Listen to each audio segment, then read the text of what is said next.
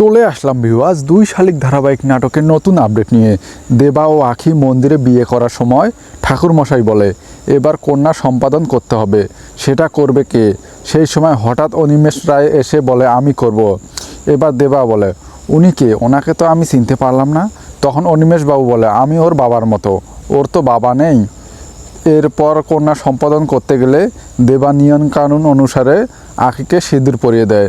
তারপর আখি ও দেবা অনিমেষ বাবুকে প্রণাম করে। তখন অনিমেষ বাবু তাদের আশীর্বাদ করে দেয়। এরপর তাদের ক্যাডবেরি খাইয়ে মুখ মিষ্টি করিয়ে দেয়। তখন পল্টু মিষ্টি এনে অনিমেষ বাবুকে খাইয়ে দেয়। তারপর সেখান থেকে অনিমেষ বাবু চলে যায়। তারপর দেবা বলে তুই জানতিস তুই আমাকে অনেক ভালোবাসিস, আমাকে ছাড়া তুই থাকতে পারবি না, তাহলে তুই আমাকে কেন এত কষ্ট দিলি? কেন তুই সেদিন বলেছিলি কমলা মাসি যা বলবে তুই তাই শুনবি? ফোনটা তো আগেই করতে পারতে, তাহলে আমি ভিতরে ভিতরে মরতাম না। এই কথা শুনে আখি বলে আমি তো ফোন করিনি। তো বন্ধুরা এবার কি হবে? পরবর্তী ভিডিওর জন্য আমাদের পাশেই থাকুন।